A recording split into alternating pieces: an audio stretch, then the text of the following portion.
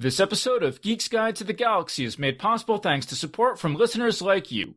So if you enjoy the show and want it to continue, please sign up to give us $1 or $2 per episode over at patreon.com/geeks. And if you'd rather make a one-time contribution, you can do that via check or PayPal over at geeksguideshow.com/crowdfunding. And so I want to give a special thank you to Sam Eaton and Taylor Preston, who both just signed up this week to support us on Patreon, and to Leonard Tatangia and Zrura Lushin, who both just made one-time contributions via check or PayPal. All right, so now let's get to our show.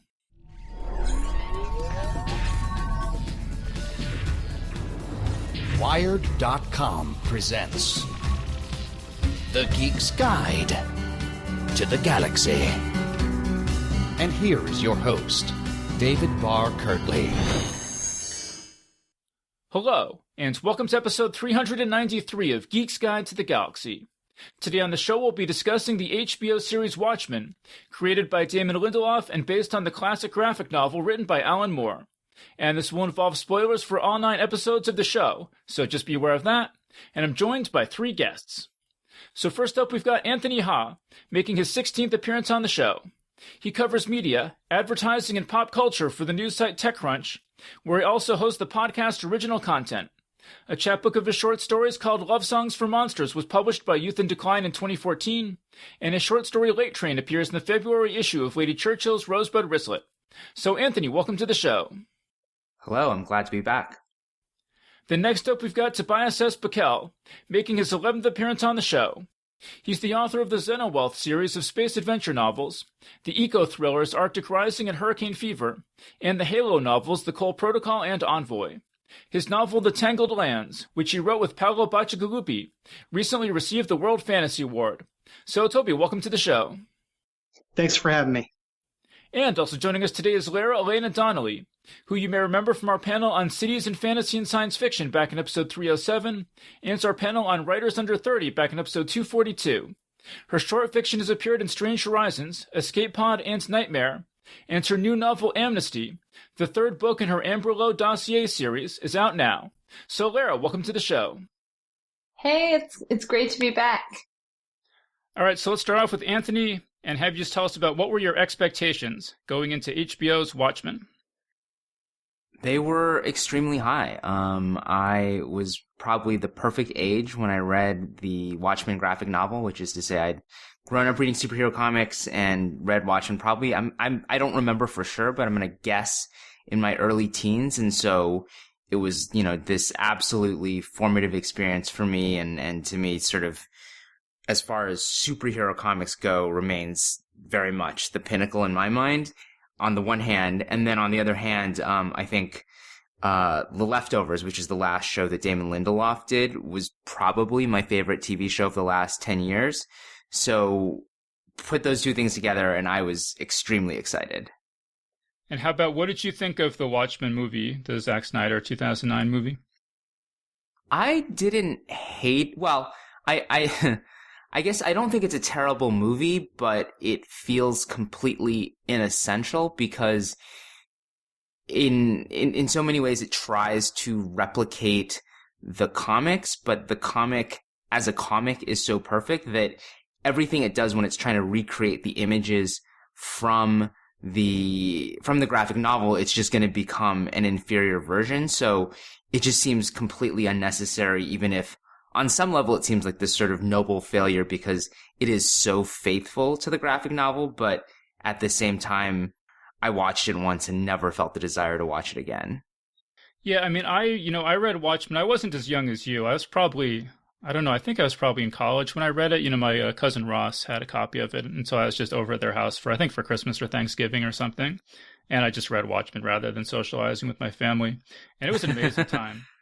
I don't mind the Zack Snyder movie at all. I mean, I only watched it the one time, but I thought, they took Watchmen and they made it into a movie. I didn't love all the music choices and stuff, but I think there's actually a lot to like in that movie. But actually what I really liked is when the movie came out, they did this thing called the Watchmen motion comic, where they took the art, the frames from the graphic novel and sort of animated them a little bit and did voices and things. And I think that thing is amazing. I've watched that, I think, 2 or 3 times.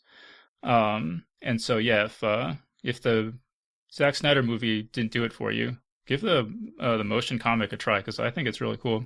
But I didn't watch The Leftovers. I'm still sort of carrying my lost angst against Damon Lindelof. So I was pretty nervous just when I heard about this. Just the idea of a Watchmen, follow-up TV series doesn't necessarily sound like it's going to be good. Like there's a lot of ways that could go wrong. But then, everyone was saying how great it was, so I decided to check it out.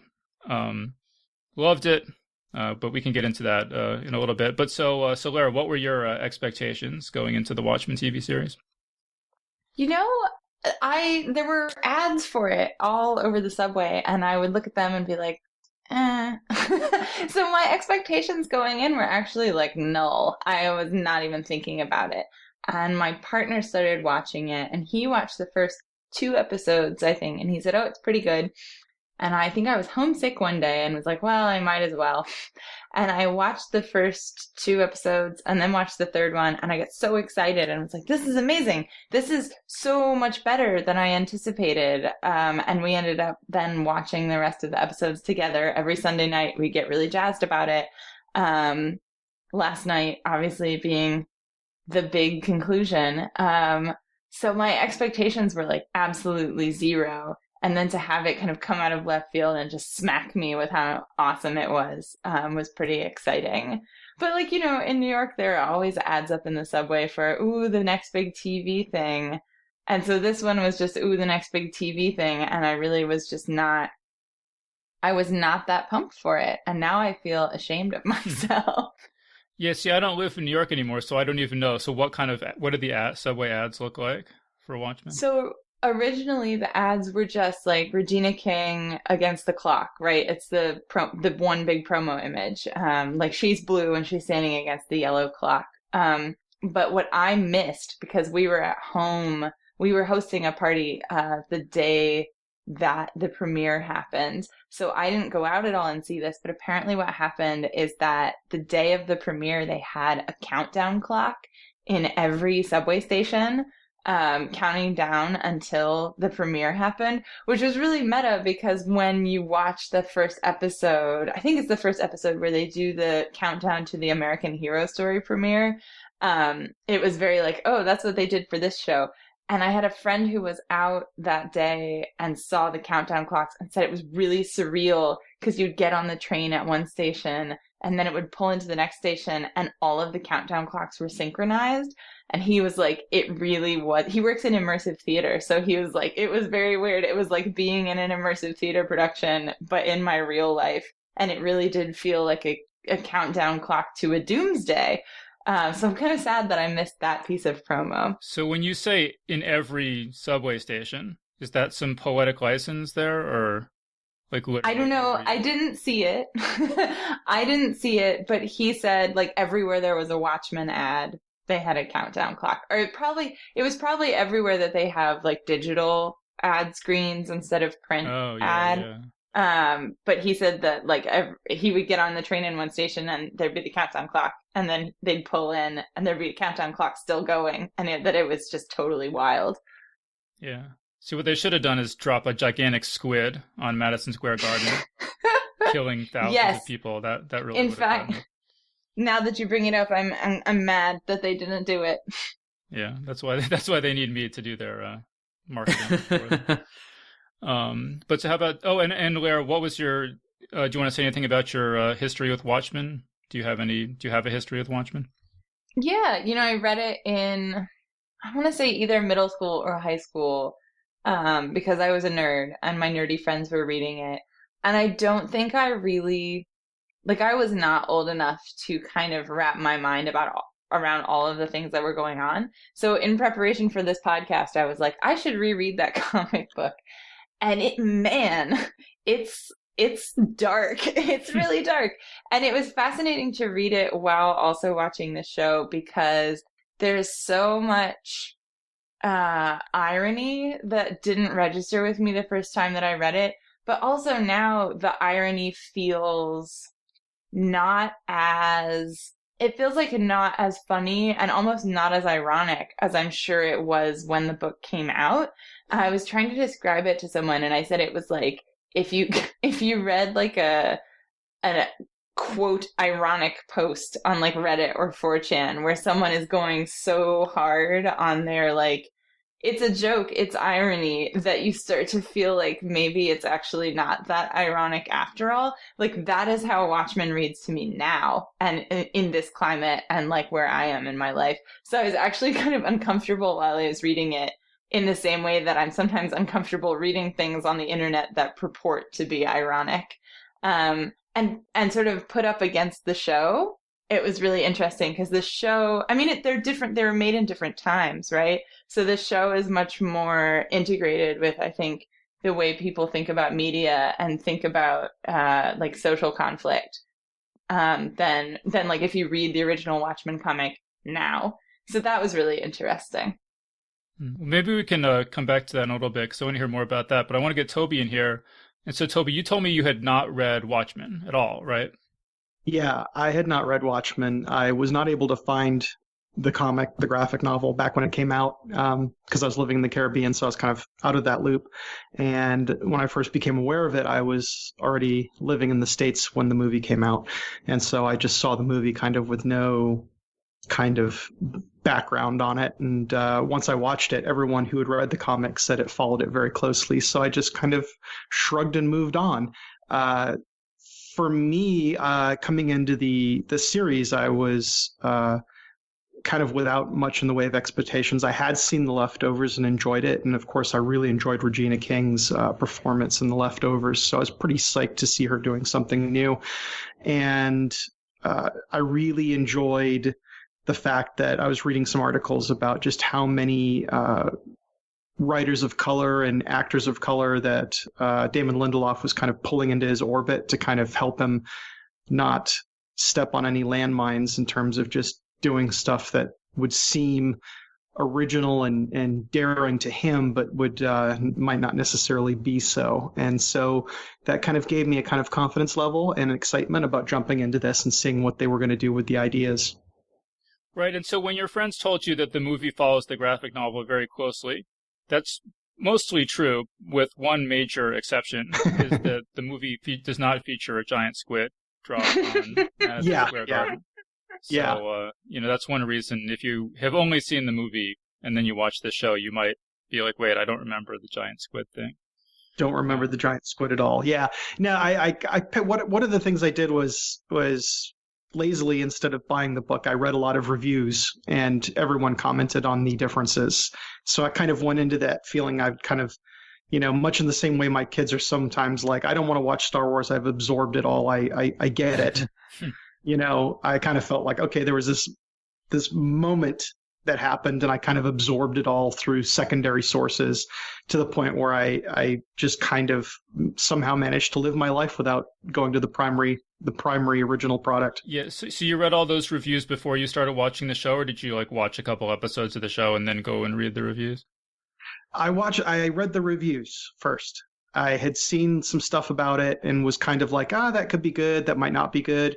Who knows? And I have like mad respect for some of the actors and actresses in there. So that was kind of interesting. A lot of them are actors that seem to think really hard about what they sign up for. Tim Blake Nelson and, like I said, Regina King.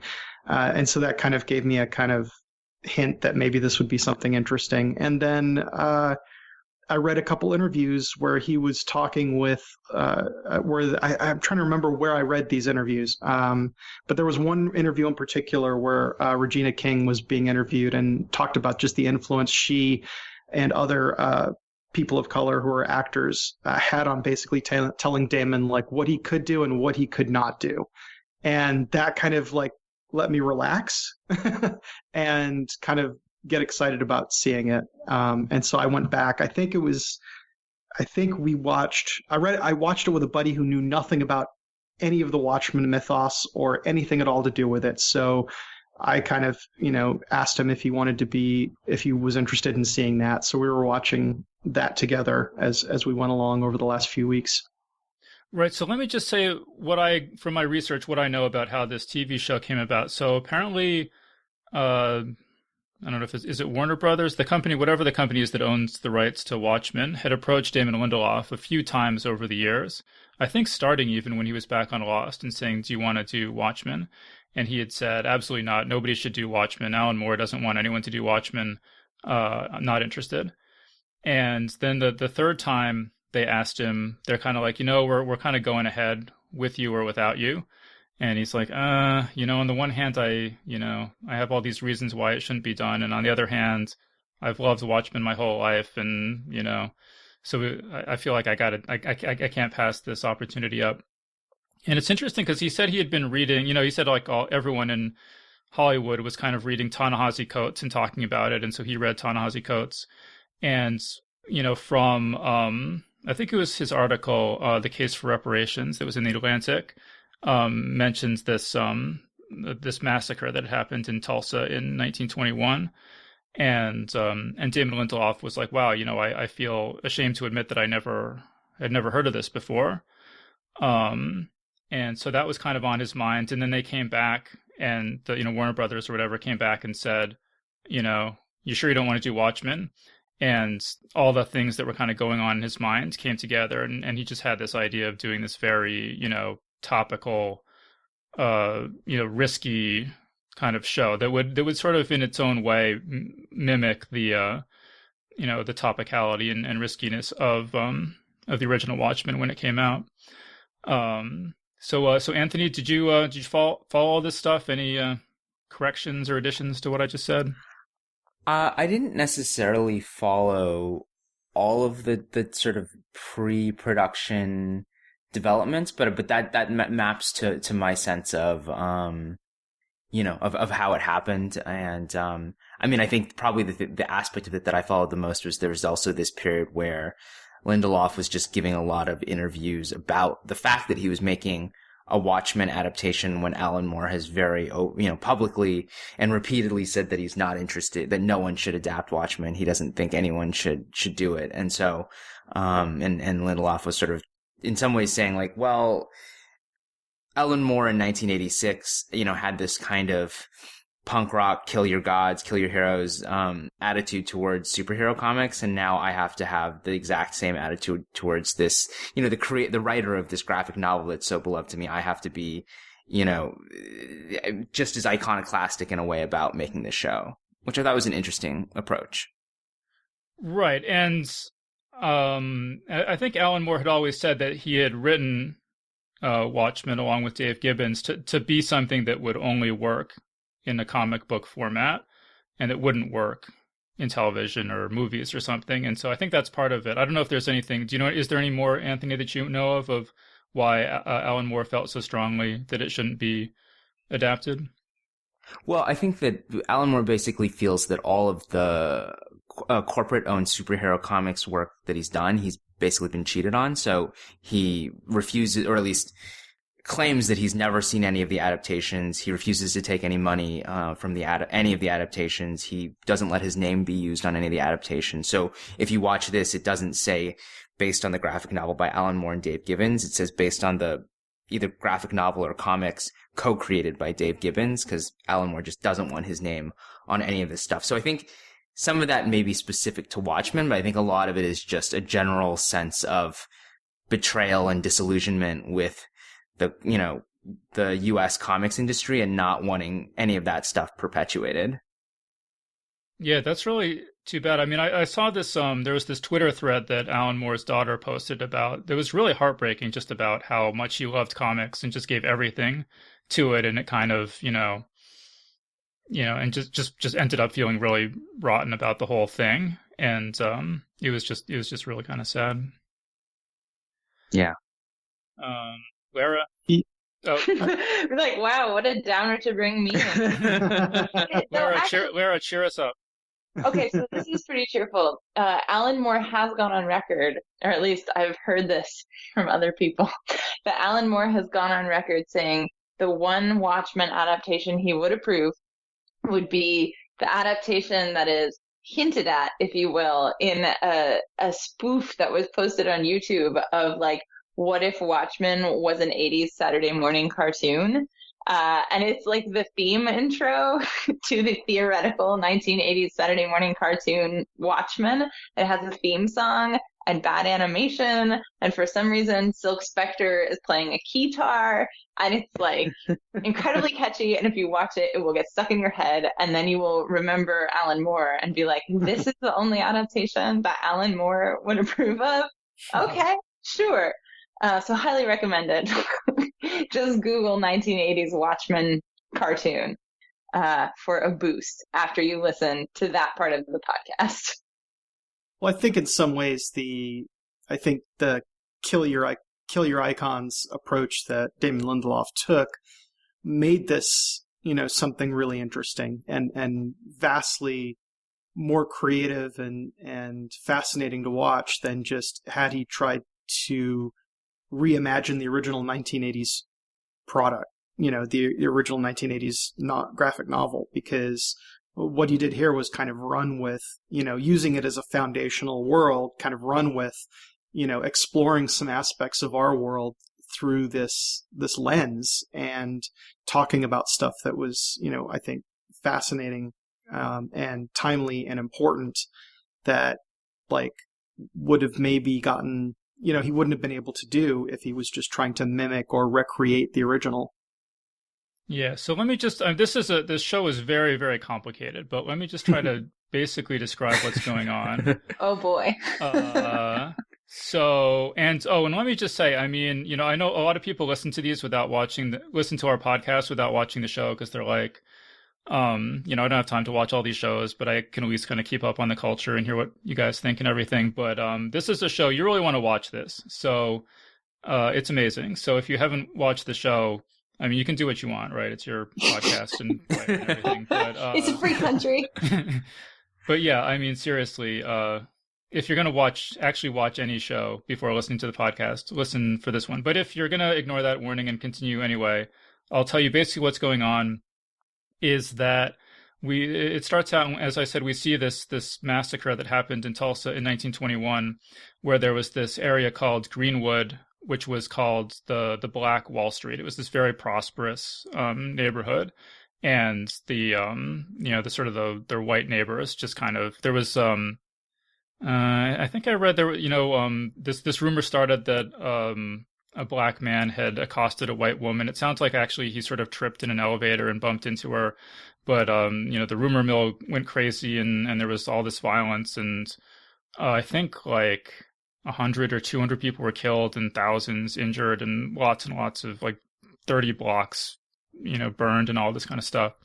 So it starts out with this, and we see a young boy who is sort of, his parents, a young black boy is packaged off by his parents and given to some people who help him flee the city.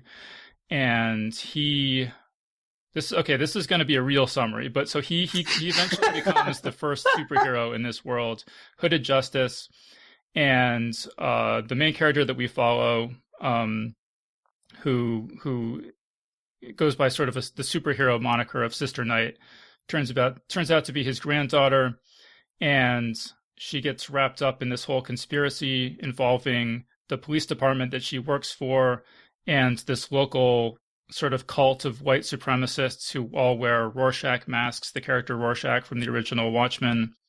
And lots of other stuff happens, but I don't know. I guess that's enough to start us off with. Lots of other stuff. Lots of other stuff. Yeah, a few other things. For me, the opening with Tulsa was so profound, and that's what made me kind of fall in love with watching it to see where it would go, because that has been something that, when I came to the States, I'd never heard about. And when I found out about it, was completely and utterly shocked. It is such a deep and grievous wound. And there's so many examples of these, all throughout the States, black, populations who were, rioted out, or just, for example, in one of the Carolinas, there was a whole community that was destroyed, printing presses destroyed.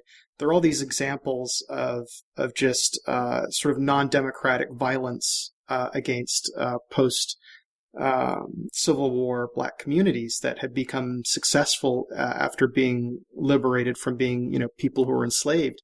And so you have this this moment of like powerful, we do a lot of alternate history thinking, when we're in science fiction and genre, and there are all these what ifs.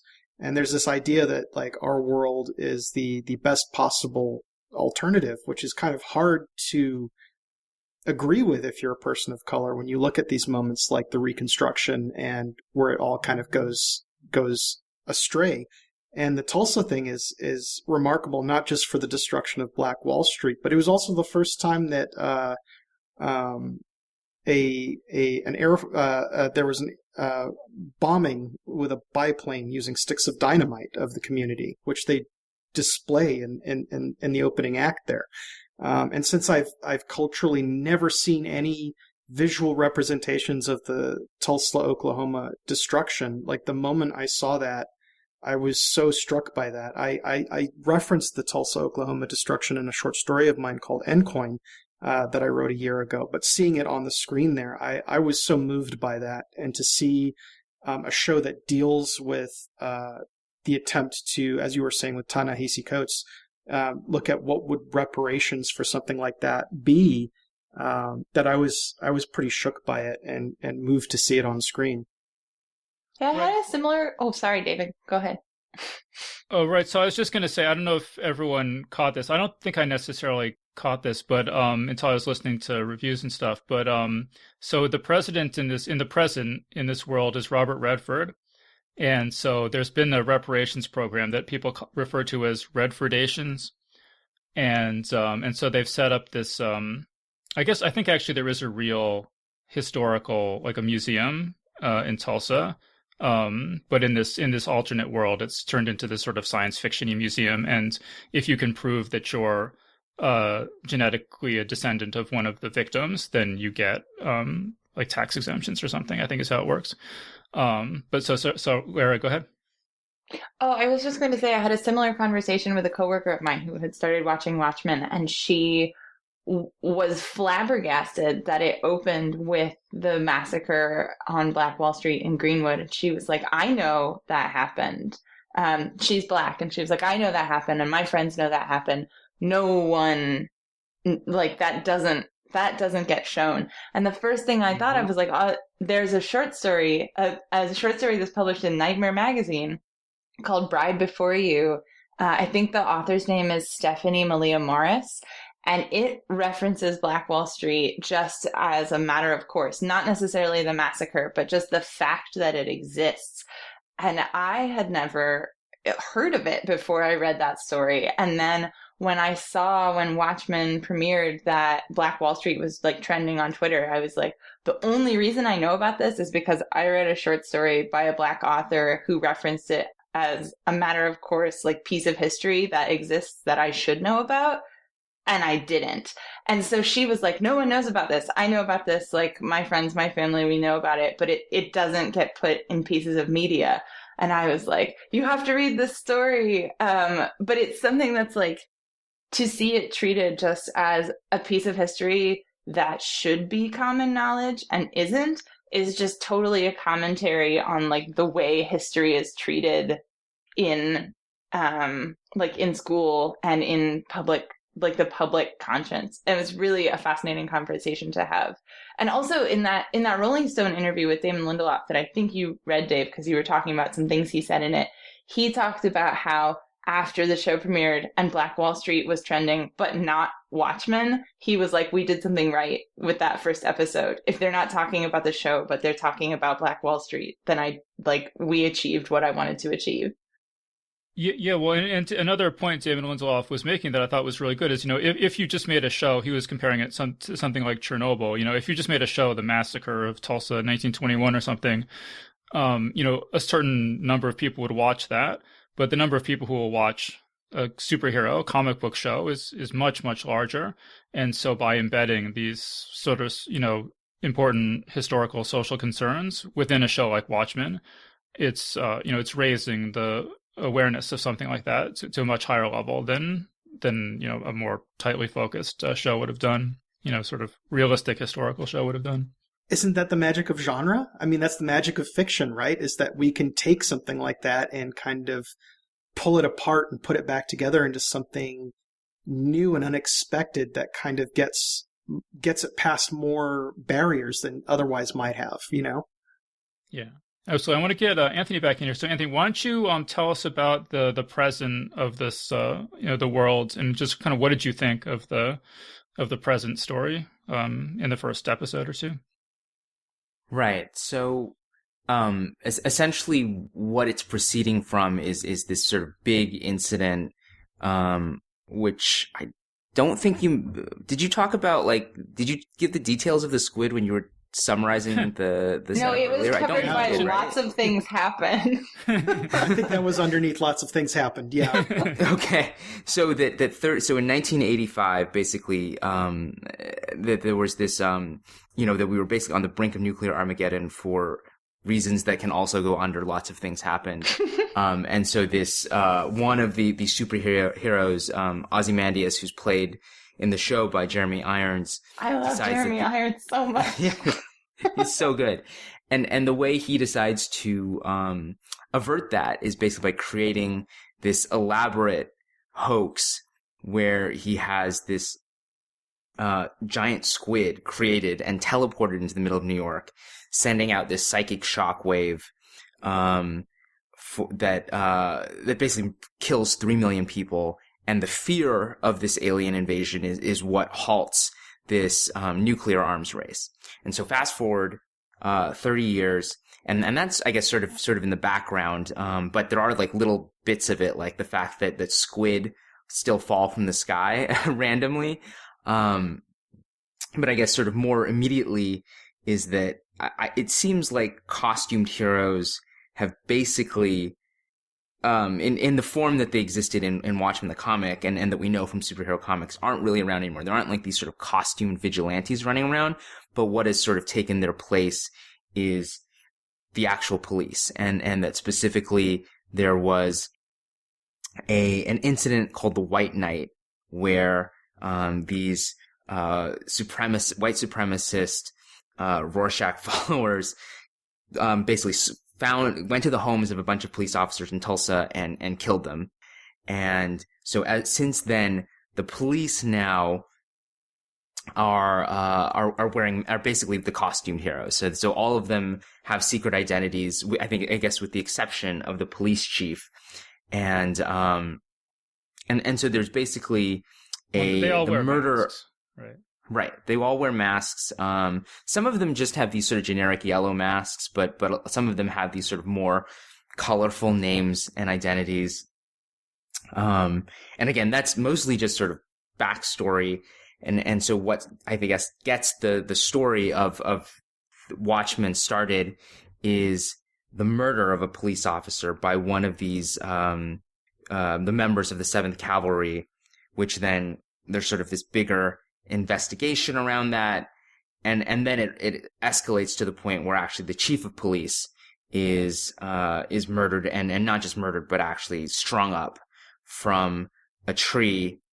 And Sister Night, the sort of main the protagonist of the show, played by Regina King, finds and a good friend of the police chief finds him strung up, and also finds this old African-American man, who we later learn is her grandfather, as I think you mentioned, sitting in a wheelchair by the tree and basically saying, "Oh, I strung him up."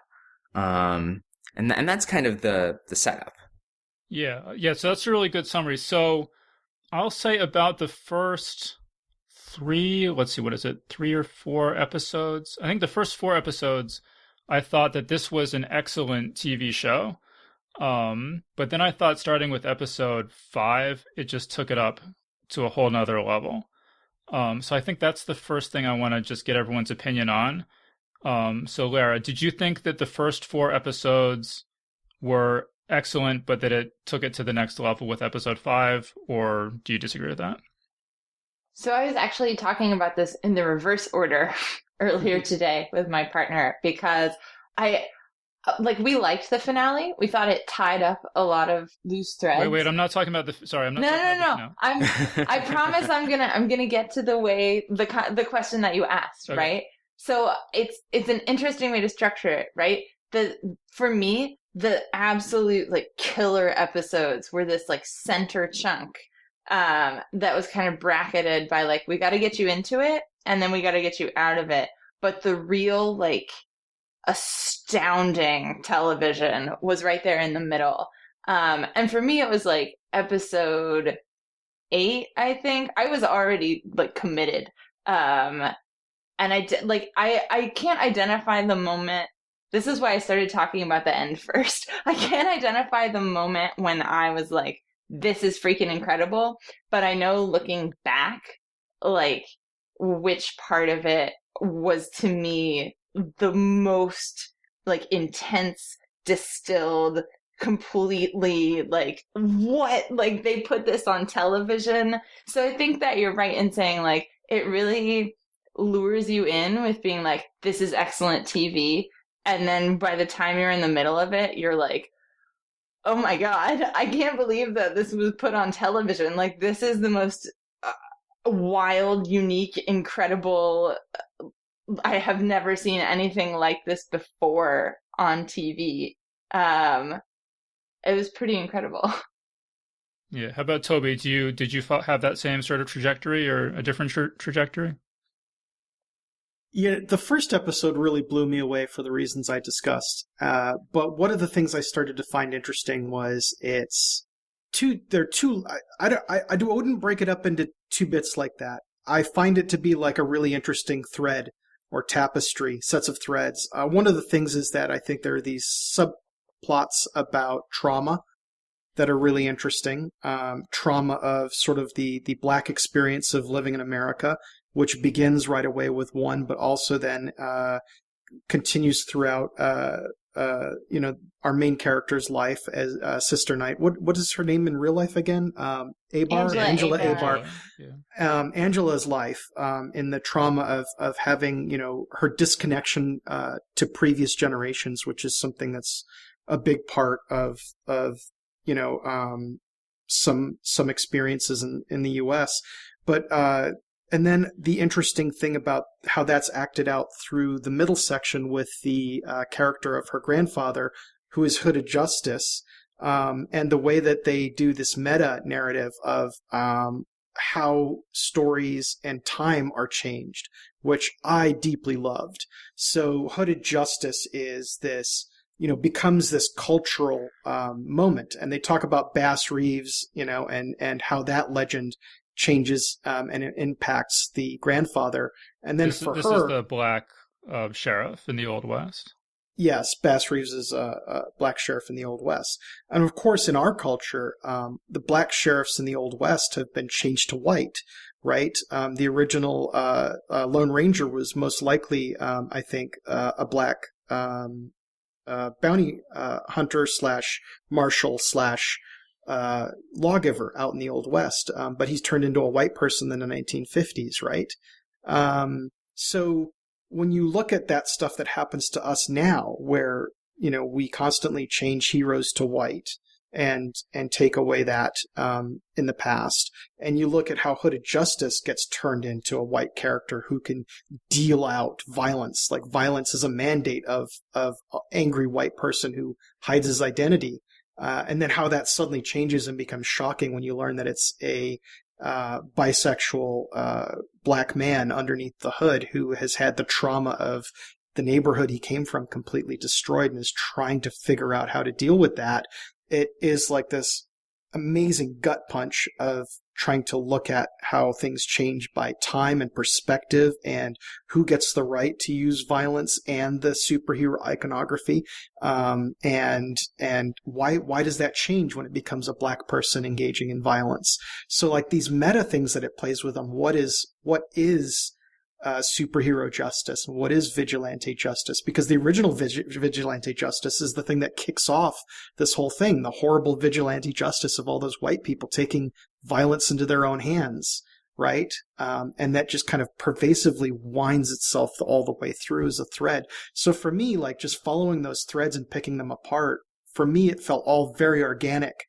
And not for me, there was no like separation there. I just kept feeling like I was following those threads of intergenerational trauma, loss of connection, and explorations in who gets to be a vigilante and what is vigilante justice.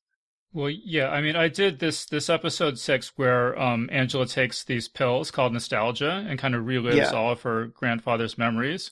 That was the highlight of the show to me. And it was not just in storytelling terms, but just visually, it was, my jaw was on the floor just watching it. And also the fact that, I don't think it was ever the intention in the original comic for Hooded Justice to have the backstory that he does in this show, but it just makes so much sense and fits so perfectly. And, it's just like such a, synchronicity that everything sort of comes together that way. But I wanted to ask, Lara, I know that you have this real interest in these sort of periods, right? Like the 20s and the 30s and stuff like that, where a lot of these scenes are. So I was just curious if you had, what was your reaction to seeing these different historical periods in the show? I was naturally stoked. But I also just find the way that the show plays with time to be incredibly fascinating. And, it adds, because Dr. Manhattan, right, exists in all time simultaneously, or at least all time that he is experiencing at the same time.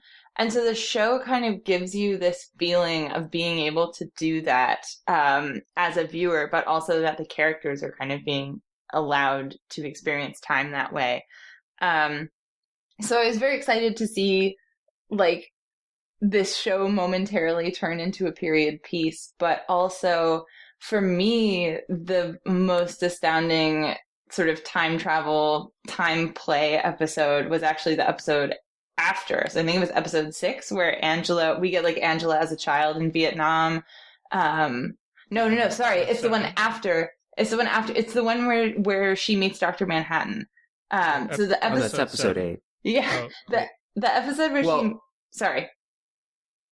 Oh, I was going to say, so there's Angela's childhood is 7 and then her romance with Dr. Manhattan is 8, I think. So I guess for me, those kind of melded into one, one chunk of wow. Because to see where Angela came from and then to see her build this relationship with John / Dr. Manhattan / Cal, it gives you this, it feels like continuity, right? From her grandfather's experience when they tell her you're not going to be able to tell your own memories from your grandfather's, and then your own memories from the present that you're experiencing. And then the viewer is seeing all of this at once. And it never felt jarring. That was the amazing thing to me, was that the time jumps never felt jarring as now we will do exposition by having a flashback. It was no, it's all just happening. All of this is happening to these people all at once, which when you have something traumatic or even just dramatic happen to you, it lives with you for the rest of your life. You're always experiencing it in some way. So it just felt really authentic to the experience of having something important happen and continue to happen to you in a way that influences everything you do for the rest of your life. And then to have it sort of called back or referred to by this idea that Cal / John / Dr. Manhattan is also living that way, but in a very sort of practical way. He actually is in all time at once. I love the way the show plays with time so much. I thought it was genius. Yeah, so my reaction to the show was, as I said, I thought the first 4 or 5 episodes were absolutely top notch, and then the next couple episodes were just positively transcendent. And it was to the point where, last night as I was getting ready to watch the finale, I was kind of I'm not even sure what to even say, other than just watch the show. I don't even know what to, it's just it's great, watch it. But then I found to the last episode a bit of a letdown, and so on the one hand I was it's good, there's nothing particularly wrong with it, but after the couple episodes that came before it, I felt it didn't match the transcendent quality, and so I was kind of on the one hand, that's a bit of a shame, but on the other hand, now we have some criticisms. And I saw Anthony on Twitter. You said something to that effect, right? And you were you're starting to argue with our good friend Sarah Lynn Mishner, right? So what kind of talk about what your reaction was to the finale? Sure. I think that part of it was because I had just loved so much of what has come before, and that, like, you know, I think that if you take those first 8 episodes, like, I think partly because when I first see something, I get just very hyped up and excited, as we discussed a little bit in my reaction when we did our review of the Terminator movie too. But, this, you know, I was just like, this could be like my favorite show of all time. I love this so much. And then the finale, I felt like, was not a bad finale, but it was a bit of a step down, and that on its own terms, it's fine. But compared to either the Watchmen graphic novel or this idealized version of the Watchmen TV show that existed in my head until that moment, it didn't quite get there. And I would say maybe 2 specific things I would point to are, I think in general, it just sort of because part of what I love about the show is how completely bold it is about just sort of tossing in these like crazy concepts and expecting people to go with it. But I think that by its nature, when you have to then wrap up the story and you're still moving in a lot of ways at 1,000 miles a minute, it becomes a little bit less satisfying. And so, you know, earlier on, we had this revelation that the senator that we've met and also the chief of police, who was good friends with Angela, were basically working together with the 7th Cavalry. And then it's mentioned at one point even that in fact, the reason why the police are wearing masks is part of that conspiracy. That was part of the senator's plan all along. But that's never really dealt with. I think that's a really compelling idea. And part of what makes the show so interesting is this sort of, I think when we think about the politics around policing in America right now, is that we think of, you know, police on the one side, African Americans on the other side. And so like telling the story through the lens of, you know, an African American woman on the police force, you know, complicates that in a really interesting way. And then on top of that, having, you know, the whole, you know, what she thinks she knows about her role within that is completely undermined. None of that really gets dealt with. It's sort of like mentioned, and then there's like a whole bunch of plot mechanics we have to deal with. And I found that, you know, kind of a letdown. I think part of it was also my feelings about how the character of Lady True was dealt with. And so Lady True is the this one of the many characters we have not discussed, who is this like rich, you know, incredibly rich and smart person who has bought the company owned by the Adrian Veidt / Ozymandias, the guy behind the giant squid. And what kind of becomes clear in the final episode is that she is Adrian Veidt's biological daughter, and that she has in some way orchestrated everything that's happened so far. And her goal is to kill Dr. Manhattan and take his power. And so what happens instead is that her father actually manages to orchestrate another squidfall of tiny frozen squid, which kills her and stops her. She is able to kill Dr. Manhattan, but doesn't actually sort of isn't able to absorb the powers yet. And I guess, and part of the crux of this episode is that I don't think this is stated explicitly, but there's the way that is basically there are a couple of people who want Dr. Manhattan's power and are killed for it. And then, at the end, Angela actually discovers that Dr. Manhattan, who was her, you know, as we sort of implied, was sort of her husband in hiding for 10 years, has left her this egg, which was sort of foreshadowed earlier. Christ, this is really hard to explain. And she eats the egg, and basically it's very, very, very strongly implied that she then gets his powers. And I think what bothered me about that is I was really, in the moment, really happy to see Angela get those powers, and to see, and this idea, and it's also been set up with this idea that the Hooded Justice character, who's still alive, tells her John was a good man, but he could have done so much more with those powers. And so the suggestion is Angela may be the right person to really use those in an interesting way, in a compelling, in a way that John didn't. And I guess I felt like the structure of the finale is that Lady True is essentially the, quote unquote big bad, which I found very unsatisfying because like I thought of, I felt like there was this sort of this kind of Hollywood trope that like anyone who wants power is bad, and that we just are supposed to accept that Lady True is bad.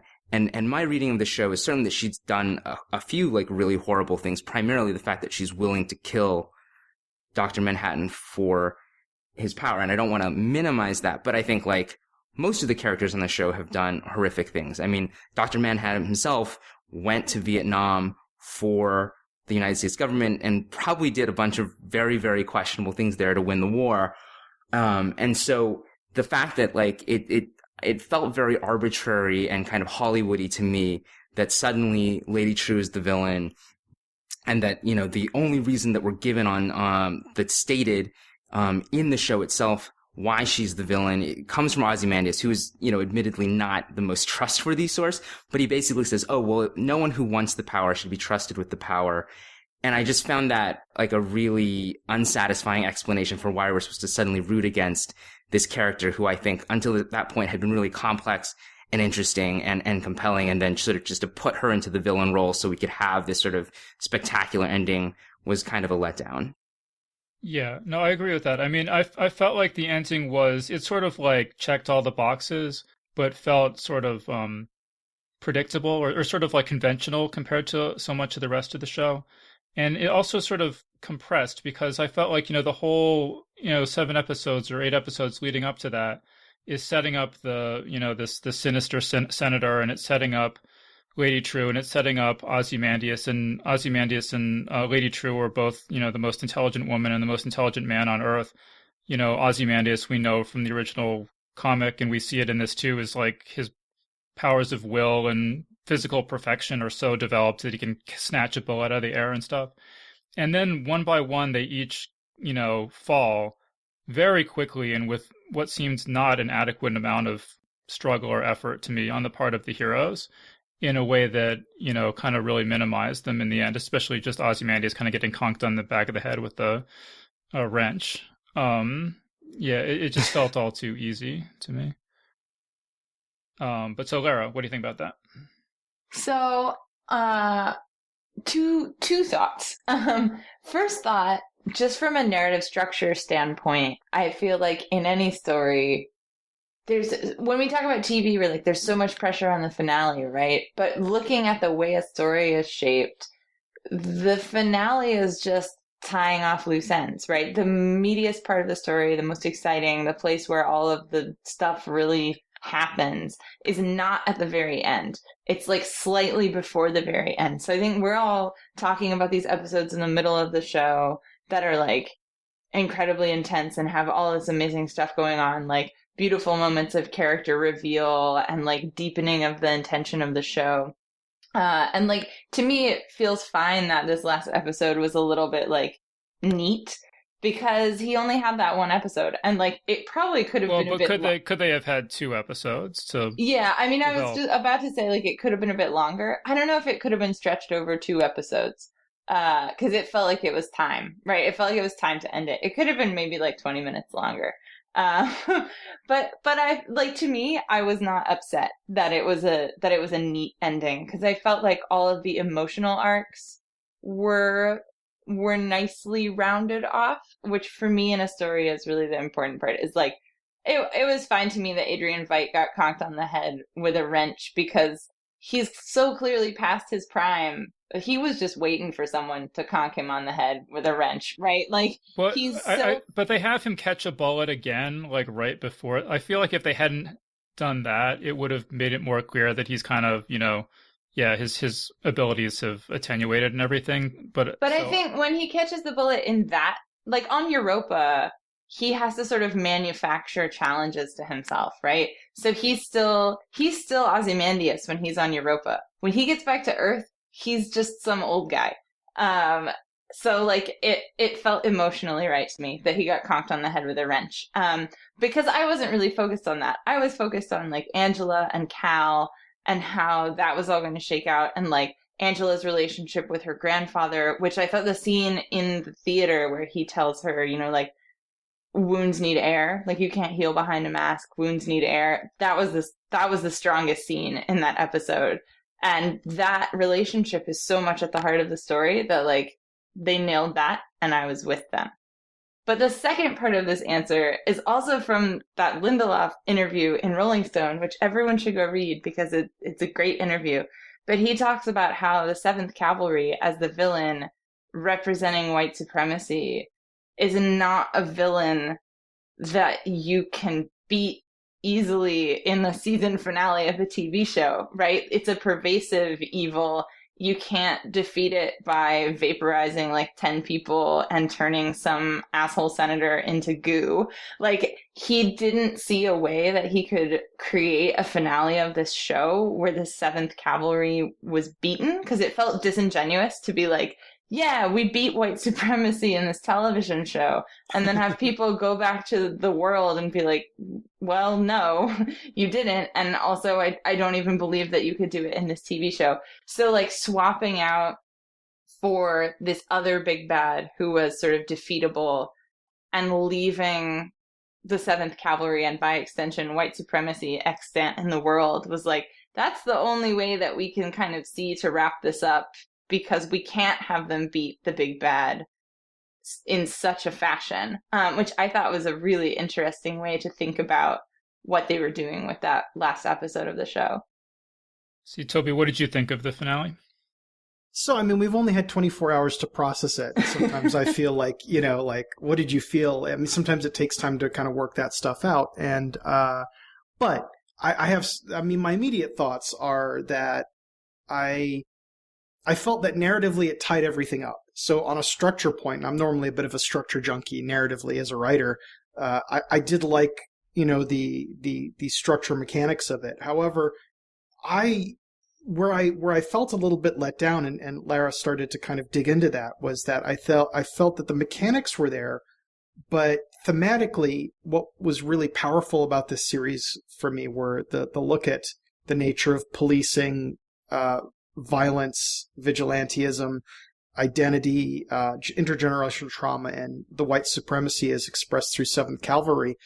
And so, I mean, for me, the shocking moments were finding out, that someone she loved and was close to and who treated her nicely was all along a white supremacist. There are always these moments, I know for me, where someone will say something and who I've known for many years, and suddenly you find out that they're a raging racist, even though they've been nice to you all this time. And that's always this mini trauma for me. Exactly what Lara was saying, what the director was saying, how do you turn that into the big villain? One of the things that was hard for me about the finale was that even though I understand the dilemma of how to make the white supremacist the big villain, I felt that because he looks for a mechanical big bad, that we completely minimize actually the police and the white supremacists for the final episode. Because he, like, what happens in the plot is then that the police just show up in a bunch of cars so that we can see the characters again, but we never kind of delve deeper into the meaning of we don't dig deeper into their role. And then the white supremacists are just all sitting there in their chairs next in the church that gets teleported over. And Lady True is just like, oh, of course I'm going to kill you all. And she snaps her fingers and boom, they're just gone. So I found that deeply unsatisfying because, by the way, I wanted to see them all die. And two, I mean, as much as I deeply love the senator being turned into a tube of goo, I felt it was like really super easy. And I felt that it stole some agency away from Angela Abar, who was kind of our main character into all of this, right? I was really specifically frustrated that,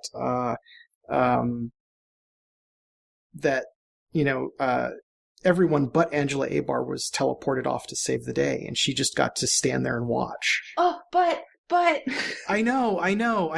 but this moment, so to me, that moment, it's like the last thing that my partner and I talked about before we went to sleep last night was that moment where, so John is sort of this inhuman, like can't connect with the way normal people live their lives because he's now a blue glowing godlike creature.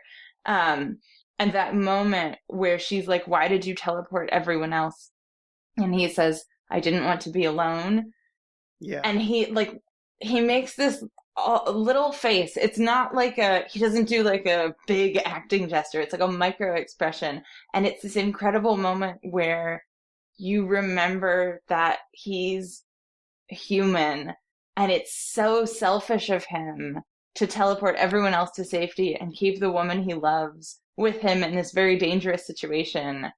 But he's scared and he's acting selfishly in his fear, but it's something that we can all completely understand. And it just is like such a clincher moment of like, Dr. Manhattan is human. Everyone else is treating him like an asset or like a resource. And it's this moment of, I am human and I'm going to act incredibly humanly right now. And it was so heartbreaking. It was just such an incredible moment and like beautiful acting. So I think you touch on one of the things that's also great about this that we haven't discussed is that they have such a healthy and amazing relationship. Yes.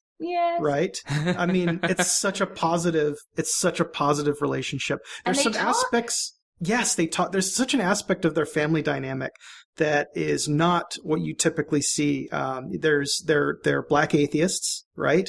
They don't go to Baptist church, right? Not that there's anything wrong with Baptist church, Black Baptist church, or religion, but you don't see a lot of positive depictions of black atheists. They have such a conversational. They talk through all of their stuff so well.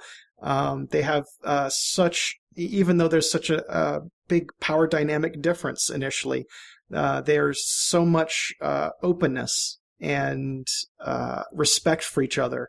And it's such a really warm and loving relationship that was a really powerful piece, I thought, of this. Yeah.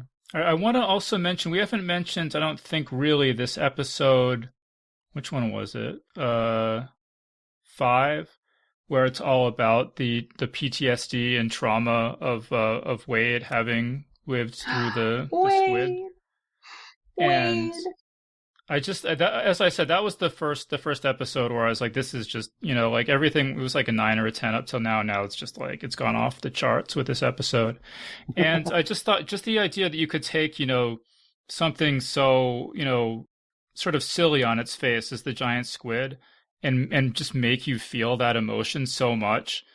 I just thought was spectacular to the effect that I was almost a little bit disappointed, when he makes this connection with the woman who comes to his support group. And, initially you're like, oh, she's a spy or like something, and then it goes on so long in the diner and everything. I actually started thinking like, maybe she's not a spy or something. Maybe it's like actually going to be a whole episode just about what it's like to live with this trauma. And, and so I was a little disappointed when it turned out she was a spy, but it was just like so well done up to that point. Yeah, just everything. And I guess also Lara was talking about like the sort of time travel aspects or being unstuck at the unstuckedness in time of Dr. Manhattan. And there's just something so powerful to me about a lot of recent TV shows that have sort of dealt with time and time travel and characters unstuck in time and stuff. And like, these episodes, the time travel stuff made me cry. Like there was an incredibly powerful episode of Haunting of Hill House, where it's all about being unstuck in time, and then there was another one also in Castle Rock that made me cry. And I just want to, like draw a little bit of attention to that. Of just, I don't know. There's just something about the different time periods of someone's life all kind of colliding and being jumbled together that is just so resonant with me. And that moment in the last episode, right before Cal is disintegrated, where she says, "Where are you?" which is what she asked him previously when she was like frustrated with him, right? She's like, where are you? When are you? You're not here with me right now. And so she asks him, where are you? And he's like, I'm in every moment that I've ever been with you. And it was just like tears, tears now. But yeah, it ties back to that sort of like when something dramatic happens to you, it's always with you. That like time travel and any kind of media that lets you experience all those moments with the characters simultaneously is like you're feeling it all. You're feeling it all right now in this one moment. Anthony, you have anything you want to add here? Mostly just to agree, I suppose that, that again, that middle stretch of episodes is, I think, by far, I think all the episodes are great. And, but like, yeah, there's this stretch from like 5 to 8 that I think is really where the show is just, one of the best things maybe the best thing that's ever been on television. I mean, those and particularly, I mean, I think I understand why people are so excited about or not excited, but like responded so strongly to, this extraordinary being, which is the episode about, Hooded Justice. And I do think that was just really powerful. And I think in a lot of ways just encapsulates the kind of the really powerful ideas that are kind of running through the whole show. But for me, definitely the episode that hit me the hardest was God Walks Into a Bar, which is the episode about the relationship between Angela and Dr. Manhattan, and everything about that. Like, just it's interesting. You guys talk about it as sort of this kind of that the jumble of time was sort of emotionally resonant with you, and like with some of the ways you look at sort of your own emotional experiences. Because to me, in some ways, it felt more like trying to illustrate a largely alien perspective of that obviously we don't on a basic level experience time that way, but is how would you in a fictional format actually try to bring that to life? And that was what was so effective about it. And that moment, I mean, definitely I cried twice in that episode. Once, when the moment when he, gets down on one knee and she puts the little device in his head, I found tremendously moving. And then at the very end where she's about to, go out and defend him, even though he's said that it's hopeless. And he says, this is actually the moment when I fell in love with you. And that's what colored everything else that's happened. I just started bawling. One thing I'm curious about is because I think I've noticed also a little bit of discussion about why doesn't Dr. Manhattan do X or Y? Because, in theory, he's, all powerful. And, what I wonder about is to what extent do we think he has anything that we would understand as free will? Because I think like the way he talks about everything, right, is that it's predetermined. That like, why does he not step out of the way of the tachyon gun at the end of that episode? Is that in his mind, in the way he perceives it, he's already been, shot by the tachyon gun. There's no meaningful sense in which he has a choice of stepping out of the way of the tachyon gun. And I'm curious if that's how you interpret it and if you still find that dramatically satisfying. Yeah, well, there's a line in the original Watchmen comic where Dr. Manhattan says something to the effect of, everyone is a puppet on strings. It's just that I can see the strings. And so I definitely don't feel that he has any free will at all. And I think that that's what's, sort of poignant and tragic about his character, is that on the surface he has all the power, but in reality he has no power. I think that's sort of that's the point of the character as I read it. Okay, yeah. This is interesting because I've never actually thought, maybe not never, but I am thinking right now, talking about being unstuck in time, experiencing all time at once. I'm thinking right now that it's not that he doesn't have free will. He has free will in every individual moment that he exists. But because he exists in all of those moments simultaneously, he is both always about to make a choice and also has already made it, right? So like in the aggregate, he doesn't have free will, but in each moment he does. So it's like he's making all his choices all at once and can see himself or experience himself making all those choices, which is very weird to try to like to try to understand what that would be like. I guess that was one thing I found a little frustrating with Angela, is that, he's told her from the very beginning, I'm going to die in, 10 years. And she, even after 10 years of living with him, she doesn't seem to, like, I guess that's maybe her character, is that she doesn't accept it. But, when she's just like, we beat him, when you're, come on, he's about to get shot by the gun. Like, how do you not see that coming? It seems like in just those moments, she was written a little obtuse, I guess.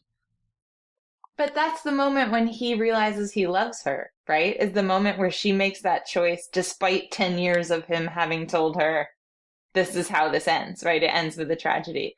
And what you said about, like, is that's just her character, that she is that kind of person, is kind of what I was thinking when I was trying to imagine, like, whether Dr. Manhattan had free will or not, right? Is it just that he has an intrinsic character that means that he has, like, already made all these choices and they're exactly the kind of choice that Dr. Manhattan would make? And so instead of, like, thinking about it as in terms of fate or free will, it's more thinking about it as, like, all these choices are, when taken together, the character of Dr. Manhattan. And so, like, he loves Angela for being the character who is who she is, right? Because he can experience all of her at once, just the way he's experiencing, like, all of himself at once. So it's sort of talking about them in terms of their, like, character archetypes rather than whether fate or free will exists. See, Toby, what do you think? Do you believe in free will? I feel like I'm in college again here. Trying to with, Whoa, man. That Dr. Manhattan's trippy, man. Oh, that is heady stuff, and I always just find myself getting into these recursive sort of loops when I try to grapple with that stuff, which is, I think, one of the problems of why the ending was never going to be easy to do, because you were going to always have people freaking out about the fact that Dr. Manhattan is all powerful. How could he end up dying? So, it's tough. I think, I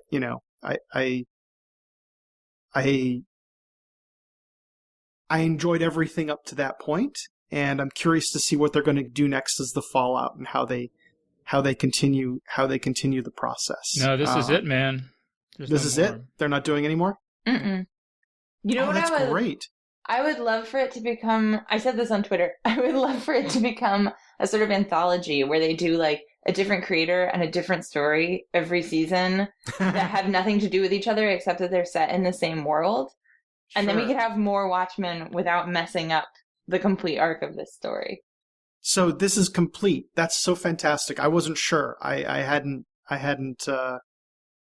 read it to see if there was going to be any more or whatever, but I'm quite delighted by that choice. I'm quite delighted by that choice. I mean, Damon Lindelof said, that the original Watchmen has a beginning, middle, and end, and he felt very strongly that this should have a beginning, middle, and end, and he said, like, I think maybe if he ever had an amazing idea for more Watchmen, he's not totally opposed to the idea, but he doesn't have any ideas for season 2 and isn't planning to do any more of it. Yeah, you know what? My hat is off, because so many things this successful and so many projects of this magnitude, sometimes go on longer than they should. And so being able to come up with a beginning, middle, and end like that and do it for a season is amazing. So I'm impressed by that artistic choice. That couldn't have been easy to do. My sense of it is that he is, at least as you were saying, David, leaving the door open. So I don't think it's going to be an enormous shock if there does end up being a season 2 in a couple of years, but that this was conceived of and written as a complete story into itself. And just in terms of, like, the very serious themes that this is dealing with, I just feel like it would cheapen it so much for there to be a continuation of it, just for its, for no other reason than to do it, like it would. Money. Yeah, you need some. No, go ahead, Toby. Oh, I'm sorry. I'm really impressed with, like, what he does when he's working in a very detailed world. I thought it really kind of allowed him to play with the elements of it a lot. So if he were to go and take over some other, give us a new and interesting take on some other property, I'd be really interested in seeing it after this experience. Yeah, absolutely. I want to bring up one of my favorite scenes that we haven't talked about yet is the scene that introduces Lady True. Mm-hmm. So you see there's this couple living on a farm, and I don't know if I can quickly summarize it, but basically they're, the Lady True comes and says, I want to buy your farm. You have 3 minutes to accept or decline. And they're kind of like, forget it. And she's like, I know you came to one of my fertility clinics 10 years ago, and, they weren't able to help you, but I can help you, and I can create a, child for you from your, sperm and eggs and stuff that are on file. And they're like, get out. And she's like, oh, actually, I did it already. Here's your baby. You want him or not? Like, that whole thing was like, I think that was so you had the massacre at the beginning, which was, you're just like, I can't believe I'm watching this. And then that was I probably the second thing for me. I might be forgetting something, but where it's just like, this show was just like so out there. Like, I was just so riveted at that part. And it was just such a great introduction for that character of Lady True. And yeah, I don't know. I just want to highlight how amazing that scene was to me. This is probably going to sound like a stretch, but you were like, I can't believe that I'm seeing this on television, which is something that I said earlier. And I was like, I've said this about a piece of television before, and I can't remember what show it was. And I just remembered what it was, and it's Fleabag. And I remember when I was watching that show, there were so many moments where I was just like, oh my God, I can't believe this is happening on TV. And I think the thing that they both share is just that they're like not afraid to go there. They're like, this is a real thing. Like, a person would do this. Like, maybe one of the writers is a person who has like experienced this or felt this or thought about saying this. And they're just like, yeah, put it in. And it's just this like incredible, like sense of recognition of being able to look at the TV and be like, oh man, I've had that thought. Or like, I've seen that happen. I mean, obviously, I have not seen a woman show up at my house and try to buy it by selling me my own baby. But, like, it just feels like neither of the shows were afraid to just go straight for the thing they knew was going to hit. Yeah. Although now that I think about it, it makes sense that I can't believe I'm seeing this on TV, because it's not TV. It's HBO. Any other criticism of this show? I would just echo, it was interesting when Toby was talking about his reactions to the finale. I think that sort of crystallized a feeling that I had, which is that, I think one of the ways people talk about it is like Watchmen, but about race in America. And I don't think that reduces it to just one idea, but that through line of it, I think does sort of climax in episode 6. And it does feel like the next 3 episodes, it's still there, but it's not really about that anymore. And I think maybe that's part of my dissatisfaction or not but just sort of slight disappointment with the finale is this feeling that like that had already been explored fully, and so like there wasn't really any further they could go with it. To me, it felt like it didn't stop talking about race, but it started to talk about it less in an actual like written into the dialogue and the storyline way, and much more in a way that had to do with visual cues, especially when Dr. Manhattan comes back, like when Angela busts Cal's head open and Dr. Manhattan comes back and it's still Cal. And also the scene in the morgue where he's like offering to take on any body that she wants, and she gives him like this guy, this guy, this guy, and he's like, you don't want any of these guys, who do you actually want? And she pulls out Cal's body and she says, I'd be comfortable with him. And it's like there are these moments where it's not letting you forget who these people are and what's happening in the show and what's happening in the world in a way that I found really smart and thoughtful, right? It wasn't trying to, it was just showing you, like, this is a real thing. This is like a real experience that these people are living in a incredibly acute visual way. Like every choice that was made in this show, from the writing to just the way shots were set up and the choices that they made with like the imagery that they put in, to me was like they were really, really thinking about what they were doing. And like earlier, I was talking about how everyone is treating Cal / Dr. Manhattan. I don't even know what to call him. Like, do I call him John or Cal or Dr. Manhattan, the blue guy?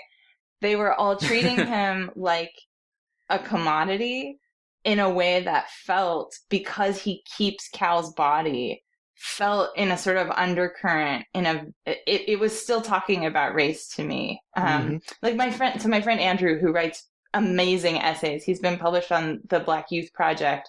Has an essay on his blog about Black men in horror movies, where he's like, you know, the joke that Black men in horror movies always die first. He's like, they don't really die first, but they die in the part of the movie where our heroes are having all of their tools and advantages taken away. So like, oh no, the phone line is cut, like the road is washed out. The black man that we had with us is dead now. And they're treated as like tools that the other characters would have used, or assets that they could have used to fight whatever monster is trying to kill them. And the last couple of episodes of Watchmen made me think about that essay, because Dr. Manhattan keeps Cal's body and is clearly a black man and is being treated as a commodity by all these people who just want the power that he can offer them. And like the only people who think of him as a human still are Laurie and Angela, who are like these two women who have loved him. So to me, like the show didn't stop talking about race. It just started talking about it in a different medium, which I found really fascinating. So to jump on and tail into that, one of the things I found really fascinating was the choice by the camera to never show us John's face when he was white, and to only show his face once he became black. Yeah. I thought that was really an excellent choice. Yeah. And I mean, it felt like something that, on the one hand, is sort of solving a kind of cinematic problem of just, oh man, are we supposed to be emotionally invested in this other actor who we slathered in blue paint for the last 2 episodes? And so it then has those thematic resonances that you were talking about too. So it's this nice thing where it kind of comes together. Yeah. For some reason, that actually really affected that choice really had an impact on me. Could you? What kind of impact? I mean, we made Dr. Manhattan black, right? Because at first I was really worried. I was like, what? So, being, minorly academic minded, I'm like, what does it mean that Dr. Manhattan, a white guy from the 1950s, is cosplaying as a black man? To put it super bluntly. And yeah, well, Ozymandias kind of makes that same. Right, exactly. He makes a joke of it, right? He's like, that's not very PC, John. So I know that the writers were thinking about this, and there's an academic whose mind I'm blanking on, and he gave a presentation when I was down at the University of the Virgin Islands, kind of about sort of different concepts of blackness, how people are treated based on what they look like. He was very interested in talking to me about the fact that I'm identify as biracial, but that I pass as white, and what does that truly make you? And so I'm really curious to see what he makes of the idea of Dr. Manhattan by the end of this experience choosing to stay looking like Cal instead of going back to being John, right? For the very end of this, like he seems to have come to there was something there, there's something there as a result of his character having gone through experiences with Angela, Abar, choosing to be with her? He has learned something, changed something, has come to identify as, or is it the experience of everyone treating a black person a certain way has given, an omniscient being a whole new experience and identity? That's super powerful, right? There's something really interesting there that I've only had like 24 hours to kind of think about it, and I don't really have a lot of thoughts crystallized on it. But like that right there for me was super interesting, and I think you could get a lot of really interesting thoughts out of that I'm doing badly here. But like that, I keep circling back to that. The moment where he comes back as Dr. Manhattan, and he still looks like Cal, but with a blue glow. I gasped, right? I was like, whoa, because, there was something there that really was powerful to me, and I kept circling back, and I've just been thinking of it, a week and a half later, I'm still kind of just thinking about that.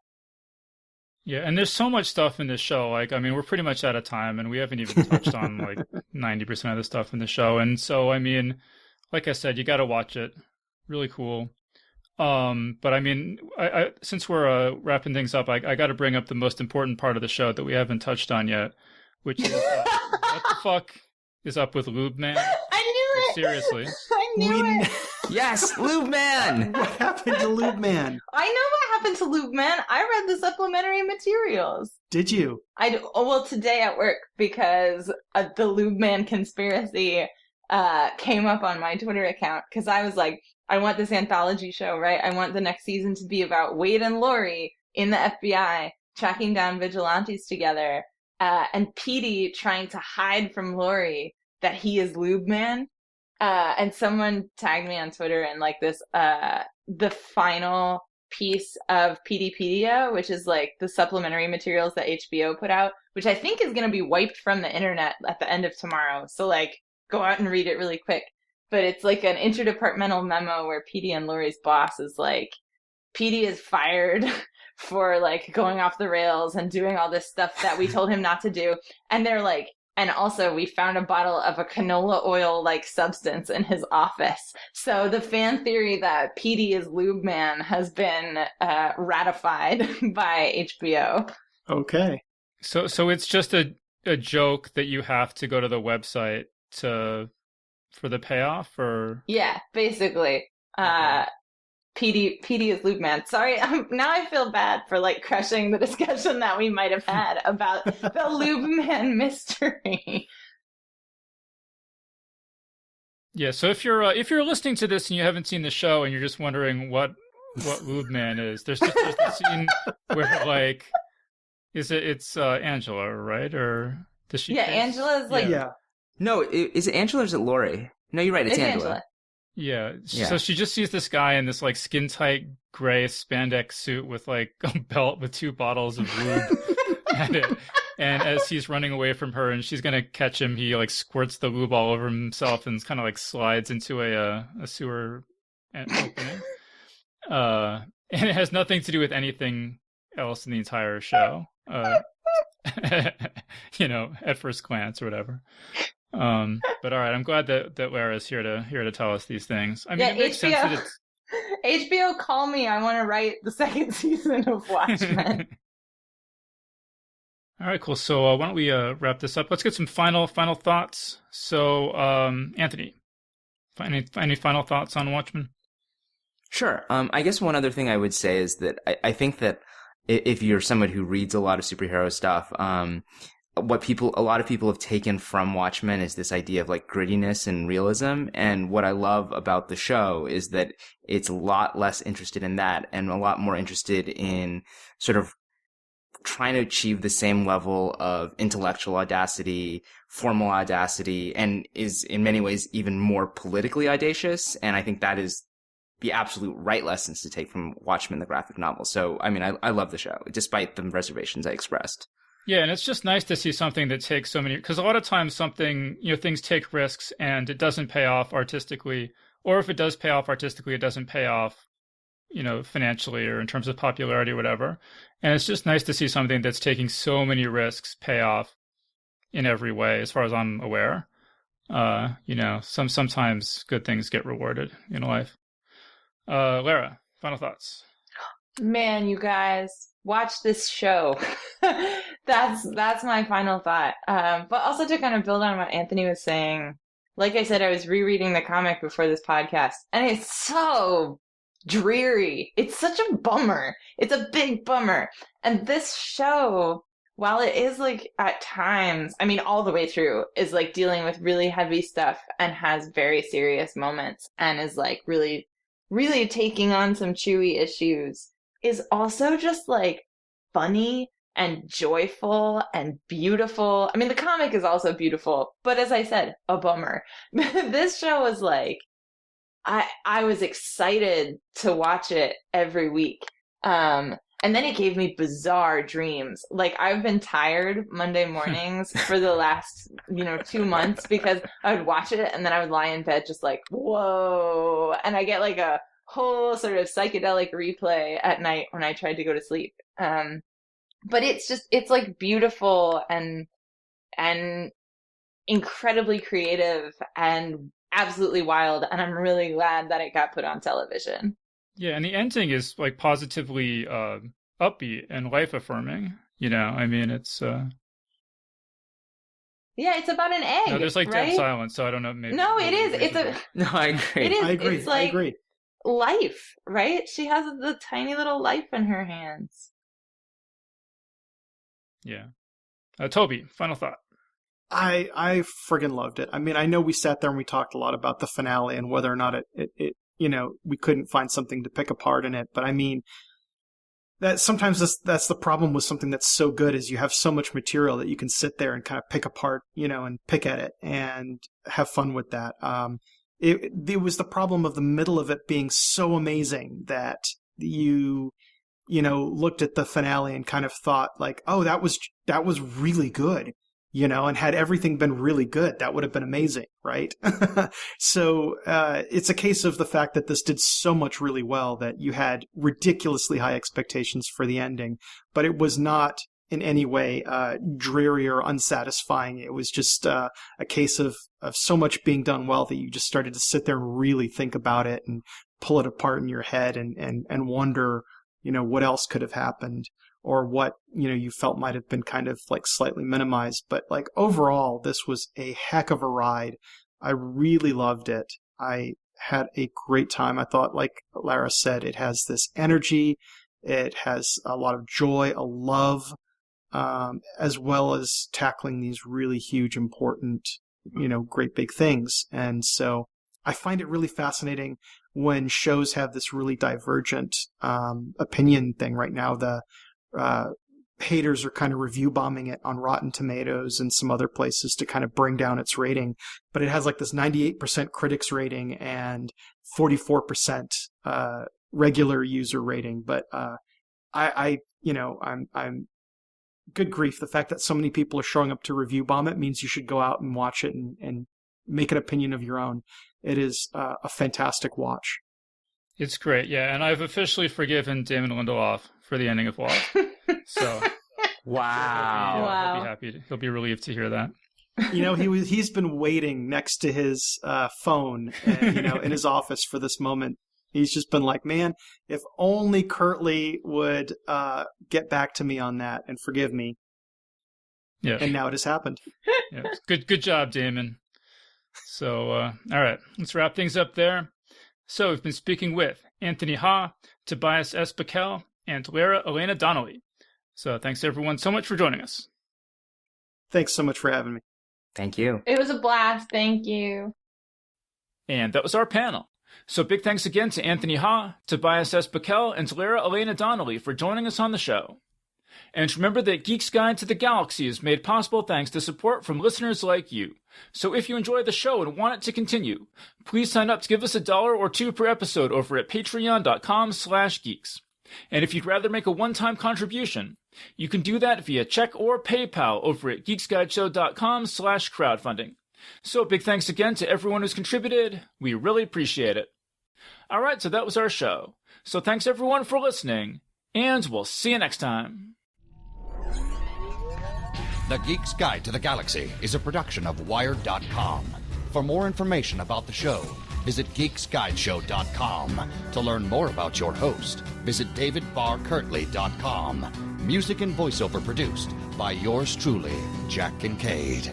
If you enjoyed this program, tell your friends. If you didn't enjoy it, tell no one.